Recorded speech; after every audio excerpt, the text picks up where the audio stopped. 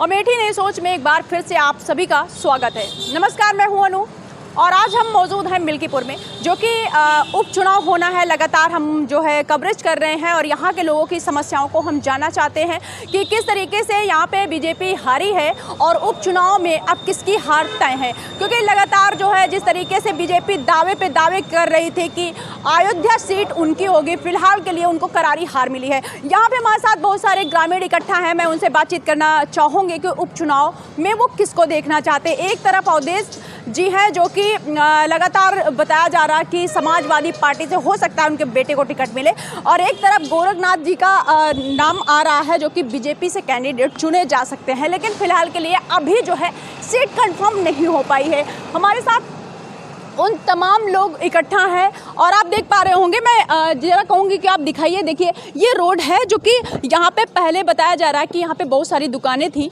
और उनको तोड़वा दिया गया है एसडीएम के आदेश से। बताया जा रहा है कि यहाँ पे किसी शासन ऊपर से कोई आदेश नहीं था, लेकिन जो है यहाँ पे सारी दुकानें तोड़वा दी गई हैं। और जब इन लोगों ने विरोध किया उस पर, तो उन्होंने कहा कि मुझे आपके वोट की ज़रूरत नहीं है। यहाँ के लल्लू सिंह जो सांसद थे, उन्होंने कहा कि मुझे जो है यहाँ आप लोगों के वोट की ज़रूरत नहीं है। और फिलहाल ये लोग, इन लोगों की उन्होंने कोई मदद नहीं करी। तो मैं उनसे जानना चाहूँगी कि भैया, एक लोग चाय बना रहे हैं, मैं इनसे पूछती हूँ, क्या नाम है भैया आपका? मेरा नाम रवि है मैम। आप यहाँ पे चाय क्यों बना रहे हैं? चाय पहले हमारी यहाँ दुकान थी, हाँ। उसको एक कृषि मंत्री और ये कुलपति और ये एसडीएम मिल्कीपुर क्षेत्र के ये और ये सुरक्षा अधिकारी मिलके जो है सब उजड़वा दिए। अच्छा, उनको जो है फैलार चाहिए एकदम। अच्छा, लल्लू सिंह जी ऐसा क्यों किए हैं? क्योंकि मुझे लगता है कि आप जो है बीजेपी से काफ़ी जो है परेशान हैं, प्रताड़ित हैं। बीजेपी से जब हमारी सुनवाई नहीं हुई तो प्रताड़ित है ये है ना। अरे हमने वोट दिया था अपने मंगल कार्य के लिए कि हमारा मंगल अच्छा होगा, हमारा अच्छे होंगे, लेकिन अच्छे के बदले बुरे हो गए हम। हमारे साथ चुनाव होना है, क्या लग रहा है कि आपको वोट देना जाना, मतलब आप देने जाओगे? नहीं देंगे ना। जितनी देर लाइन लगा के उनको वोट देंगे उतनी देर में 150 रुपया कमा के अपना साग सब्जी का काम जुटा लेंगे ना मैम, खर्चा चला लेंगे। आपकी स्टॉल जो है वहाँ पे आप लगाते थे, ठीक है, फिर आपकी दुकान तोड़वा दी गई लगातार। अब फिर कोई आपको सुविधाएं, कुछ कोई आश्वासन मिला? कुछ क्या आश्वासन मिलेगा? हमने प्रधानमंत्री पोर्टल पे भी डाला, अपनी शिकायत दर्ज किया, लेकिन उससे भी मुख्यमंत्री पोर्टल पे भी हमने डाला कि हमारी मदद करो, वहाँ से भी कोई सुनवाई नहीं हुई। अच्छा, एक तरफ जहाँ बीजेपी कहती है सबका साथ सबका विकास, क्या लग रहा है कि इसमें कोई मतलब वो नहीं है, सबका साथ सबका फेल है? सब फेले है ना सर मैम।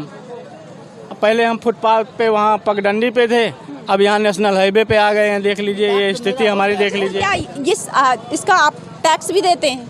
क्या टैक्स देंगे मैम? ये तो नचाई का है, जितना दिन पेट पाल रहा हूँ, नहीं तो उनके अंडर में वो तो हटा ही देंगे। अच्छा, कहीं ना कहीं आप लोगों की जो नाराजगी है लल्लू सिंह को भारी पड़ गई अब की बार? वो तो जब तुम हमारी नहीं सुनोगे तो हम तुम्हारी कहाँ से सुनेंगे ना मैम। अच्छा, अवधेश पासी की हम बात करते हैं, तो जिस तरीके से उन्होंने जीत हासिल करी है, एक ऐतिहासिक जीत रही है, तो उसके हिसाब से आपको क्या लग रहा है? क्या वो सांसद बने हैं तो क्या आप लोगों के लिए कुछ करेंगे? मैम, ये हारते नहीं, ये हारने का उनका कोई चांस नहीं था, लेकिन लोग जो है इनके विपरीत में क्रोधित, इनसे क्रोधित थे तो वोटिंग उनको कर दिए। वो बहुत अच्छे नहीं हैं, वो बहुत अच्छे नहीं हैं। वो भी 5 साल में कभी एक बार भी गांव देश मोहल्ला गली में कभी नहीं टहलते हैं, वो कभी नहीं आते हैं। आपने एक चीज़ कहा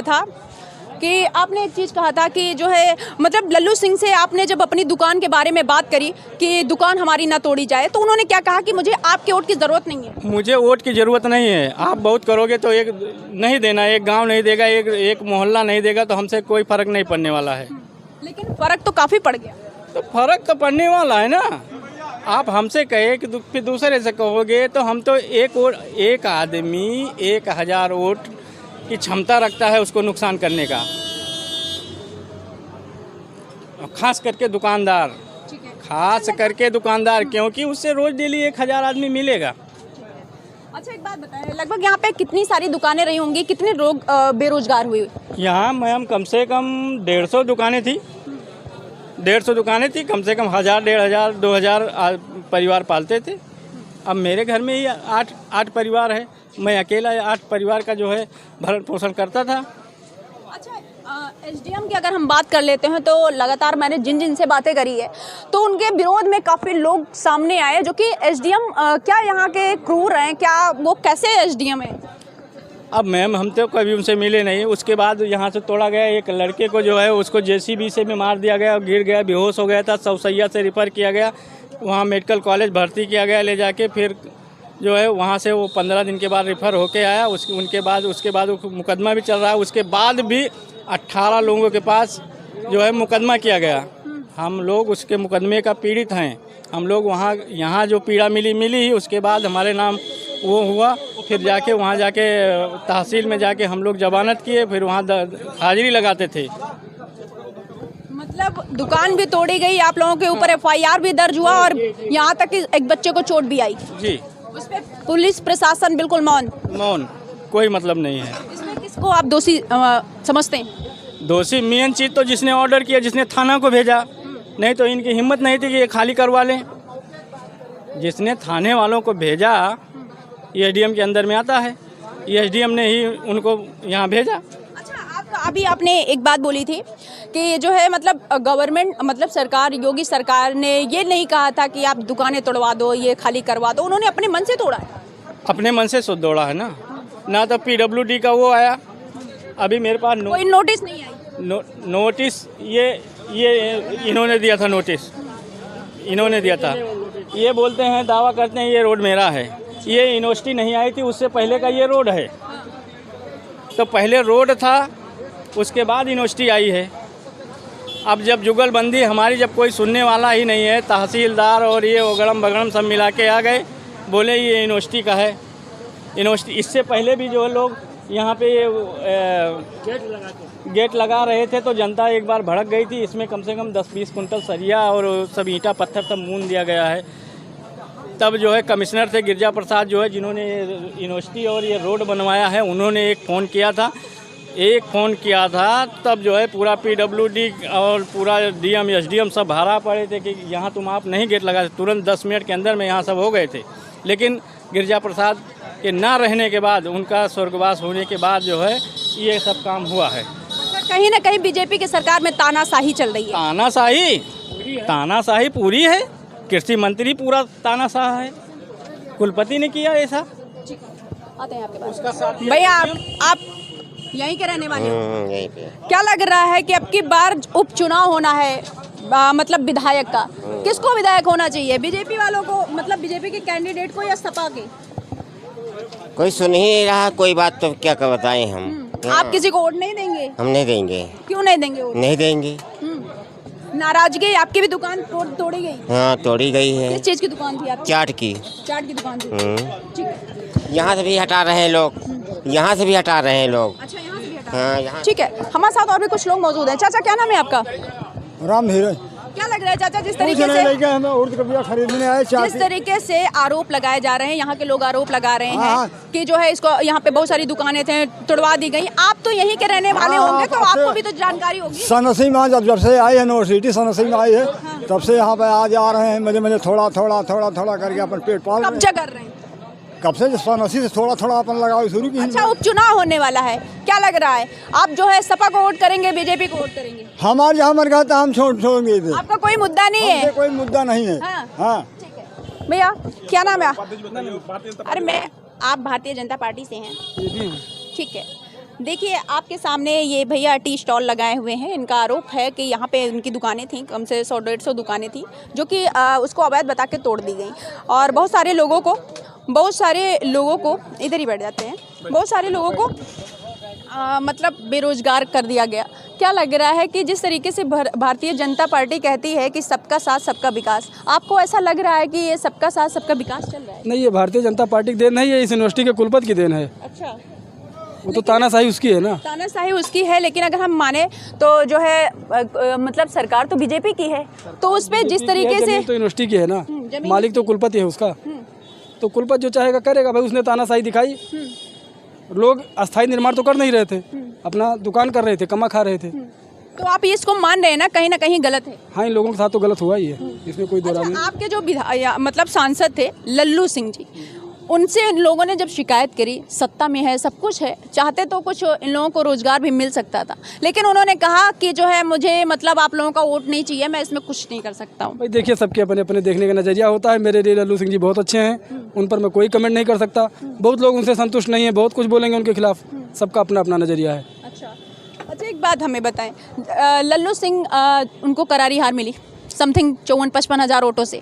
अवधेश जी ने सीट निकाली यहाँ से। अब उपचुनाव होने वाला है, क्या लग रहा है कि अब की बार किसका पलड़ा भारी होगा? कमल खिलेगा। कमल खिलेगा, लेकिन ऐसा तो नहीं है कि जिस तरीके से बीजेपी वाले कह रहे थे कि अब की बार मतलब अयोध्या से उन्हें फैजाबाद से कोई हरा ही नहीं सकता है, लेकिन मतलब ऐन मौके पे जिस तरीके से मतलब सब कुछ चेंज हो गया, कहीं ऐसा तो नहीं होने वाला है? नहीं, अब लोग गुमराह नहीं होंगे ना, एक ही बार होते हैं। अच्छा, एक ही बार संविधान बदला जा रहा था, बार बार नहीं बदला जाएगा। लेकिन आप ही के जो है सांसद ने तो कहा था कि संविधान बदल दिया जाए। वो तो आधा वीडियो दिखाएगा। सांसद ने ये नहीं कहा था कि संविधान बदला जाएगा, उन्होंने कहा था कि संविधान में उचित समय पर संशोधन किया जाएगा।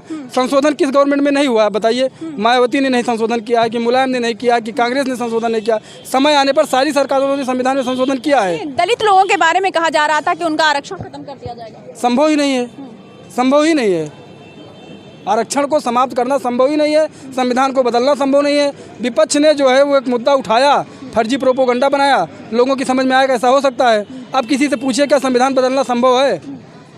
संविधान को बदलने की कोई प्रक्रिया जो है वो भारतीय संविधान में दी गई है कि इसको बदला जा सकता है, संशोधन किया जा सकता है, और संशोधन सभी सरकार ने किया है।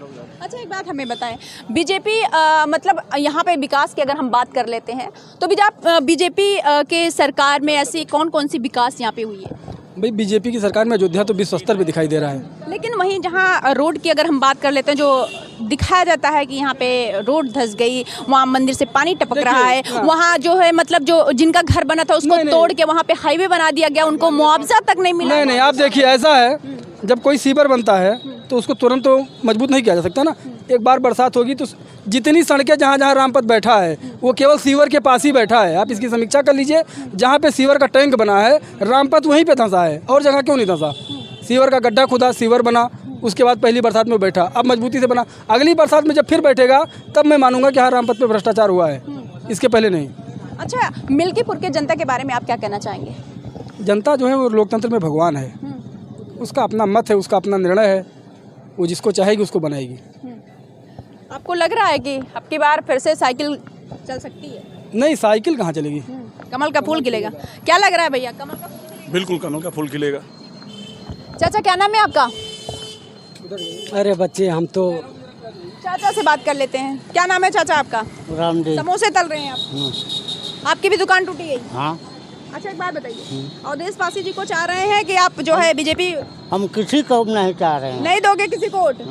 मतलब वोट का बहिष्कार? लेकिन आपका उत्तरदायित्व तो है कि आप जो है वोट करें। हाँ, तो नोटा दाबेंगे। हाँ।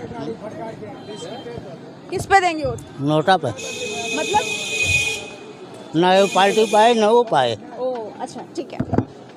चाचा, क्या नाम है आपका?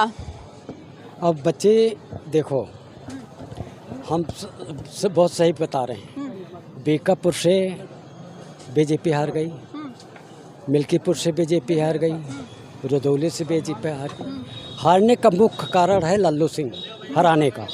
मैं तुम्हें बता रहा हूँ साहब, जिसने भी गया है, जो भी गया है किसी काम के लिए, सबसे वो बोला है कि हमें वोट तुमने दिया नहीं, तुमने तो उनको दिया है मोदी जी को।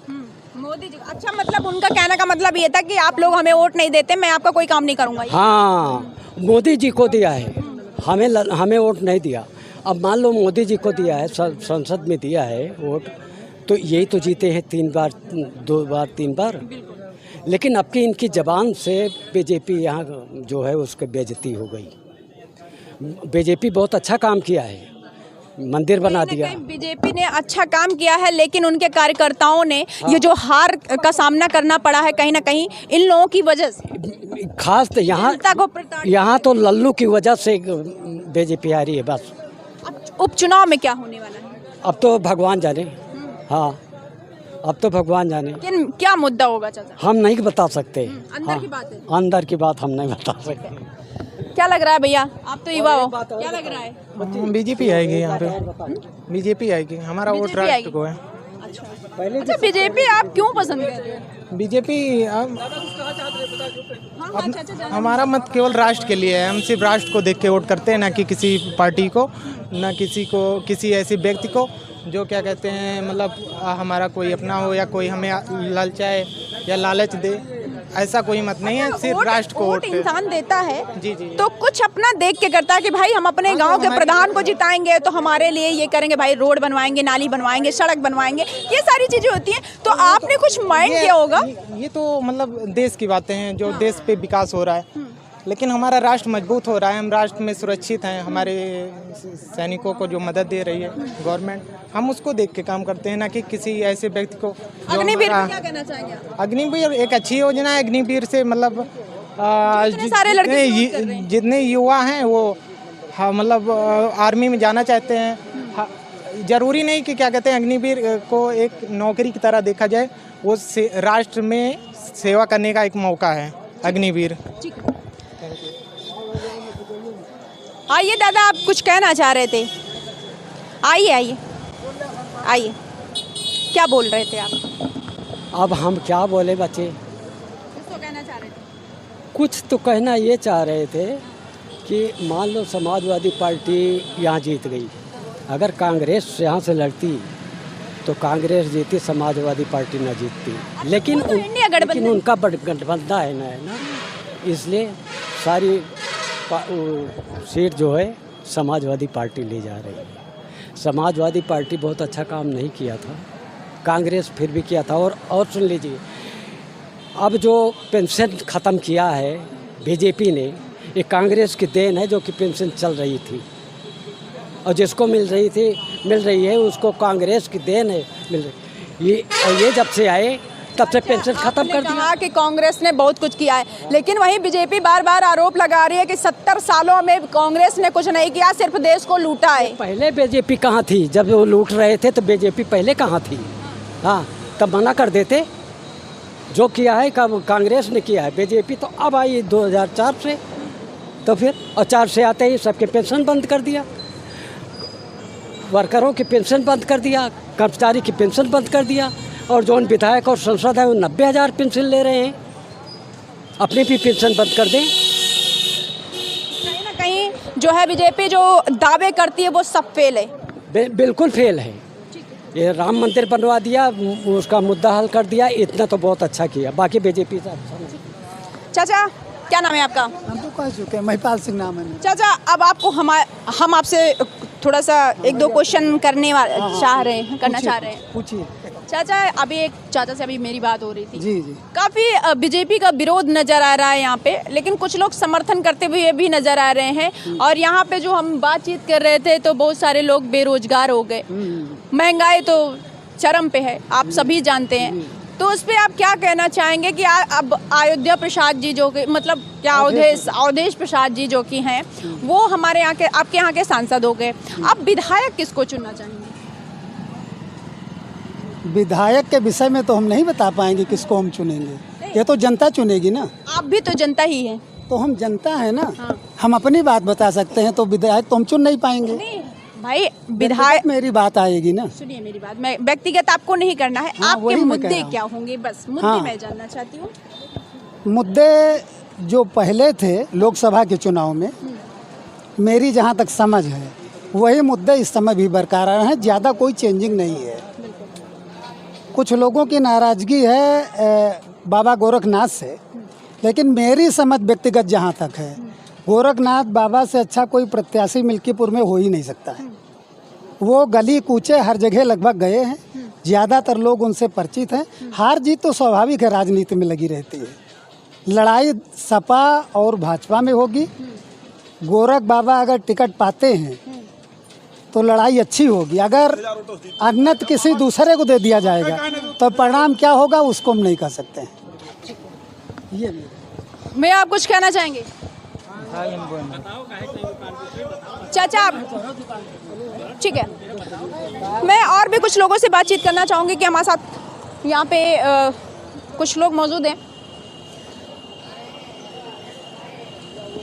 चाचा क्या नाम है आपका? गुलाब साहब। यहीं के प्रॉपर रहने वाले हैं? नहीं, कहाँ के रहने वाले? प्रतापगढ़ जिला। प्रतापगढ़ के रहने हैं, ठीक है। चाचा आप तो यहीं के रहने वाले हैं?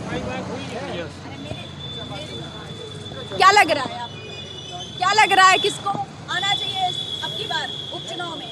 उपचुनाव में आना क्या चाहिए? जब दुकान बनेंगी तभी कुछ होगा मामला हल। इससे पहले कुछ होने वाला है नहीं। नाराजगी आपको किससे है सबसे ज्यादा? नाराजगी किससे है? उन्हीं से है और किससे है? बीजेपी वालों से नाराजगी है या सरकार से नाराजगी? सरकार से कोई नाराजगी नहीं है, कार्यकर्ताओं से नाराजगी? कार्यकर्ता। कहीं ना कहीं आप लोग प्रताड़ित हुए हैं। हाँ। ठीक है। चाचा क्या नाम है आपका? उधम सिंह। अच्छा चाचा एक बात बताएं, जिस तरीके से लोग यहाँ पे विरोध कर रहे हैं कि यहाँ पे कम से कम 100-150 दुकानें थी, तोड़ दी गई और उसके बाद में लोगों को बेरोजगार कर दिया गया और यहाँ पे लल्लू सिंह जो सांसद थे मौजूदा, उन्होंने किसी की बात नहीं सुनी, यहाँ तक कि उन्होंने वोट लेने से भी मना कर दिया है। तो इसीलिए तो हार गए हो। इसीलिए हार गए। जी हाँ। तो क्या लग रहा है उपचुनाव होने वाला है, किस तरीके का आप लोग ने मूड बनाया हुआ है कि अब की बार मुद्दा क्या होगा, अब की बार विधायक किसको बनाया जाएगा? क्योंकि आपने सांसद तो चेंज कर दिया, कहीं ना कहीं आप लोगों का जो खुन्नस वो निकला, लेकिन विधायक किसको आप देखना चाहेंगे? अब देखा जी भाई कि मतलब कि मौके वाला फायदा फिर देखाएगा, अभी तो समय बहुत है। नहीं आप एक होता नहीं है बीजेपी कांग्रेस, अभी तो प्रत्याशी वैसे भी घोषित नहीं हुए, अभी 1.5 महीने है चुनाव को लेके, तो अभी आपका क्या माइंड है जो कि बीजेपी माइंड है कि बीजेपी ओनली? जी। अच्छा कहीं ना कहीं बीजेपी आप लोगों को प्रताड़ित भी कर रही है, लेकिन फिर भी आपके लिए जो प्यार है बीजेपी के लिए वो दिख रहा है ना। देखिएगा जी, एक तो भाई हम लोग यहाँ के मंदिर की वजह से बीजेपी कहीं ना कहीं उन्होंने राम मंदिर का निर्माण करवाया जो 500 सालों का सपना पूरा किया है, ठीक है, उसके लिए भी आप जो है सपोर्ट कर रहे हैं। ठीक है। चाचा अमरूद बेच रहे हैं आप, कैसे दे रहे हैं अमरूद?